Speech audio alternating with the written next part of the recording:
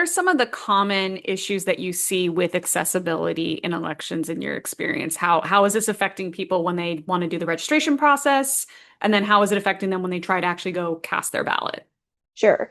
I think that there's a couple of different groups. So when I was with the Alabama Disabilities Advocacy Program, or the PNA in Alabama, I worked with both individuals with intellectual and developmental disabilities, as well as individuals with any type of physical disability.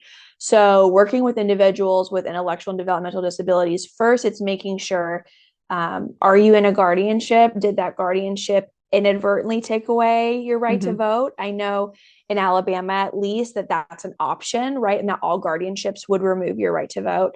I remember talking to a mom once. She called me and she was sobbing because her daughter had registered to vote and she got a rejection letter stating from the county registrar saying that she was under a guardianship that took away her right to vote. And her mom was like, I only did this for financial and health reasons. If I had known that this would happen, I would have never have done this. And so we were able to get it resolved, but it was a huge, thing that she had to do and had to Yeah. go to the judge. And so working with individuals with intellectual developmental disabilities is really about educating them their rights.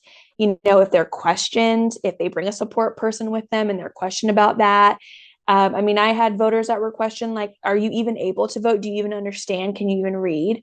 Really, like, that's Mm. what questions they were being asked. Are they being asked that So when they would go to register, yeah. people would make Oh, assumptions when they about would go to their, vote, like their wow. poll workers would be like, a lot of times it's like it's sometimes it's this narrative of looking for fraud, right? Hmm. And sometimes it's, you know, our average age of poll workers thinking that they're looking out for that person and that they're doing it out of the goodness of like, well, I hope their parent isn't taking advantage of them. And of course, no one would want that. No one would want to see that happen. But first of all, you can't ask that. That's very illegal. And second of all, it's very demeaning, Yeah. to assume that. We have so many individuals who have been so, brilliant in our society that were nonverbal or were low functioning in terms of their vocabulary, and that didn't mean that they weren't able to process and understand these things. So